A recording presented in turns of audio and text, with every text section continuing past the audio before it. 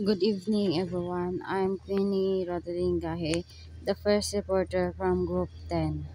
Our topic is all about genetically modified organisms and gene therapy. Genetically modified organisms are products of artificial manipulation and alteration of a species' genetic material in laboratory using genetic engineering. Plant, animal, bacteria, and virus genes may be combined or may be crossbreed to produce another kind of a species that do not naturally occur in the environment. One of the most controversial issues in science and technology is the introduction of genetically modified seeds in the agriculture sector that resulted in increased crop yield. Some genetically modified organisms kay mga products of artificial manipulation gigamitan sa genetic engineering para makabuo sang bago nga genes or bago nga species. For example, the potato. Ang potato ginggamitan sang genetic engineering para makabuo sang genes. Genetic engineering 1953 discovery of the DNA structure by James Watson and Francis Crick laying the ground for work for genetic engineering. Si James Watson and Francis Crick sila ang kauna-unahang nakadiscover sang DNA. 1973, Herbert Bayer of Stanley Cohen performed the first successful genetic modification using genes different equal strain. Si Herbert Bayer and Stanley Cohen, sila ang unang-unahang nagka-successful sa genetic modification. 1980, the U.S. Supreme Court allowed the patenting of GMOs, enabling corporate application like Exxon Oil eating microbe. 1982, FDA approved Humulin, the first genetically engineered insulin using E-coil, marking the first GMO drug on the market. 1993, FDA approved bovine somatotropin or BST to boost milk production in cows. 1994, the flavor Savor tomato became the first genetically modified food crop approved for sale, known for its delayed ripening. So, ang genetic engineering amo ni siya ang ginagamit para makahimo sang bag-o nga genes or bag-o nga species. 1995, BT potatoes, BT corn, and Roundup Ready soybeans were approved by the EPA. 1996, glyphosate-resistant superweeds were detected. Dolly, the first cloned animal, was born. 1997, the European Union mandated labeling of all GMO food products. 1998, a genetically modified papaya in Hawaii showed resistance to the ring spot. 1999, over 100 million acres globally were planted with genetically engineered seeds. 2000, golden rice was developed in the Philippines to combat vitamin A deficiency but faced criticism from environmental and anti-globalization groups. In 2003, a betatoxin-resistant moth, Helicobacter was found feeding on GMO Betty cotton in the southern U.S. 2006, genetically modified Yorkshire pigs were created to produce offspring with saliva containing phytase, aiding phosphorus digestion. 2011, research in Quebec found betatoxin in the blood of pregnant women, suggesting the toxin might be passed to the fetus. 2012, French farmer Paul Franco successfully switched Monsanto for pesticide poisoning linked to lasso, a Roundup Ready product. 2013, GMO corn and poplars were used for biofuel production, seen as a petroleum substitute. 2014, the patent of Roundup Ready genetically engineered seeds expired. Many GMOs result from mutation. Most mutations are unsuccessful and do not survive.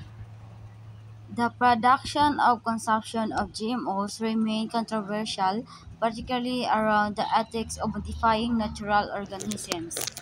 Ecological concerns include the uncertain long-term environmental effects of the GMOs, potential and for ecological imbalance similar to the impact of invasive species, risk creating superbacteria through genetic engineering mistakes, potential leading to the antimicrobial resistance and pandemic. So, the long-term environmental effects of GMOs are a subject ongoing research and debate, with some uncertainties regarding potential impact on the biodiversity, ecosystem, and agriculture. Ecological imbalance, similar to the impact of invasive species, refers to a disruption in the natural balance of ecosystem.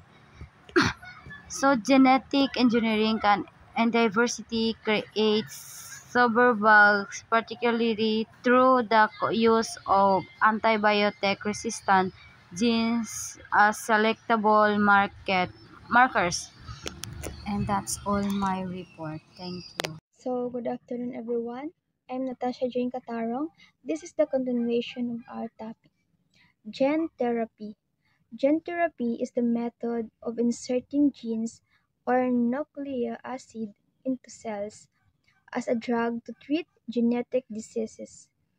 In 1972, the author Friedman and Richard Roblin proposed that people with genetic disorders can be treated by replacing defective DNA with good DNA.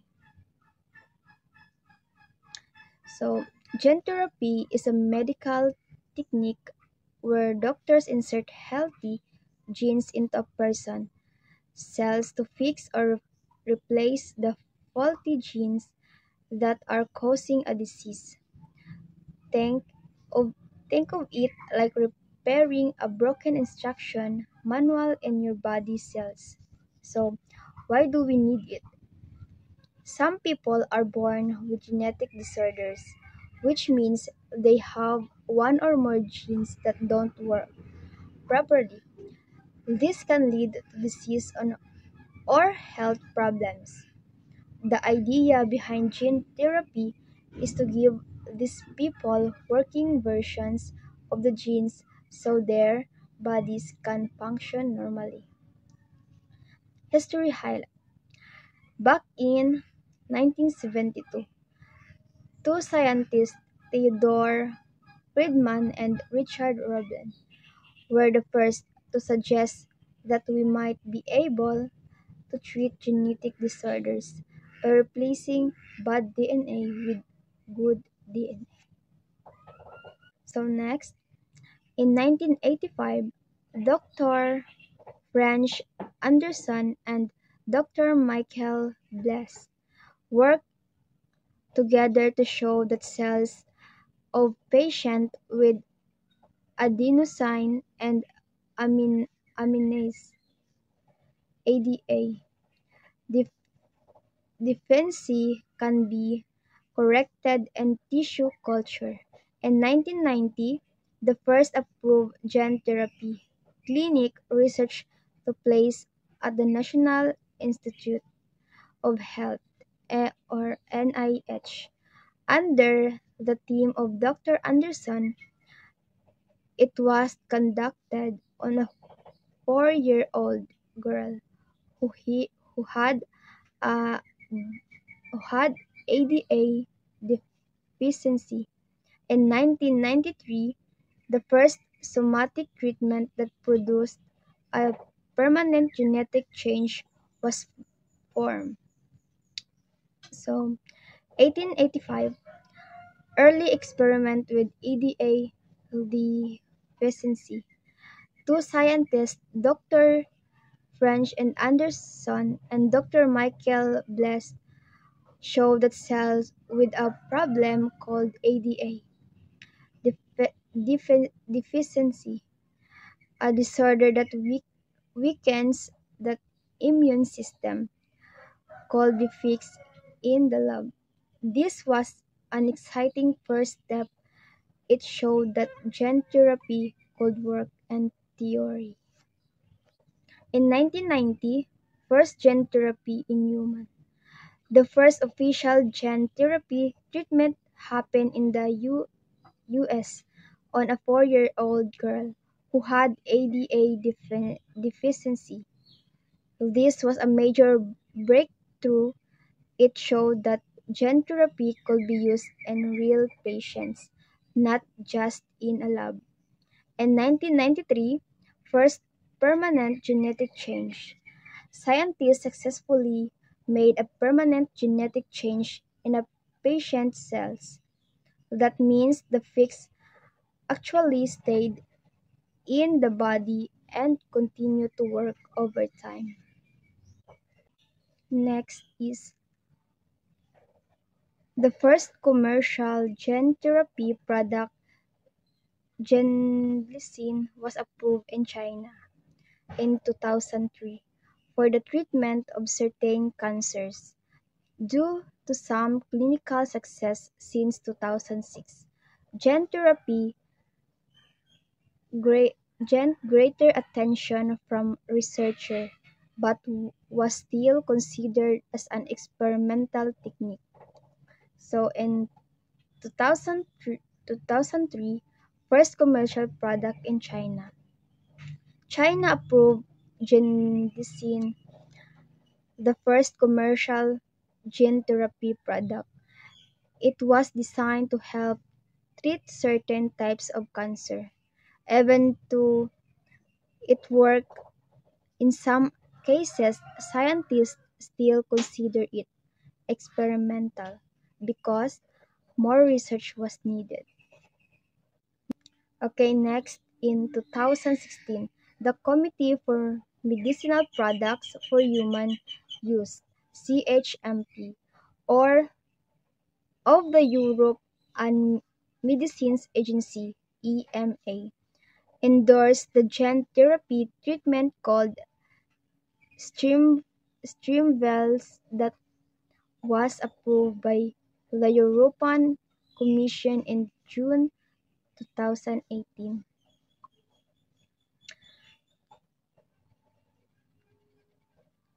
Okay, 2016, Europe approved Streamvels.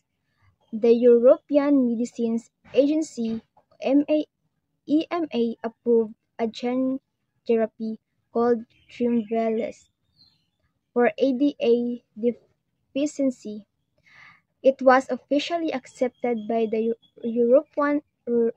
European Commission in 2018, showing that gene therapy was becoming more trusted and established.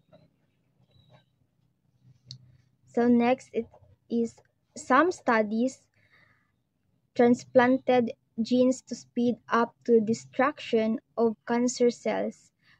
Gene or cell therapies have emerged as realistic prospect for the treatment of cancer and involve the delivery of genetic information to a tumor to facilitate the production of the therapeutic pro- proteins.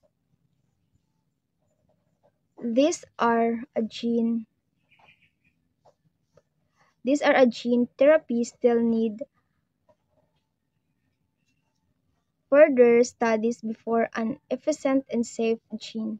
The therapy procedure is adapt gene revolution issues and impact World et al. 2013. So, recent advances fighting cancer. Today, some gene therapies are used to target cancer cells by giving them instructions that help destroy the tumor. This therapy show promise, but researchers say more testing is needed to make sure they are safe and effective.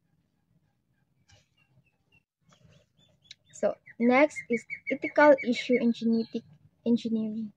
Various concerns on genetic engineering arise, making gene therapy and gammas very controversial innovation in science and technology.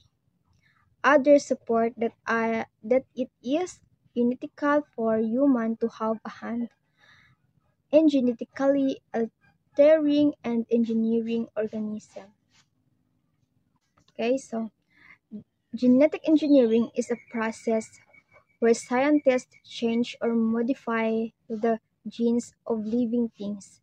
This includes things like gene therapy, which is used to treat diseases, and gammas, which are genetically modified organisms like certain plants and animals made for food or research.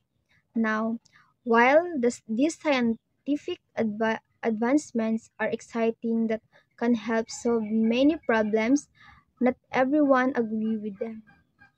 The text explained that some people are concerned about the ethics or the morality of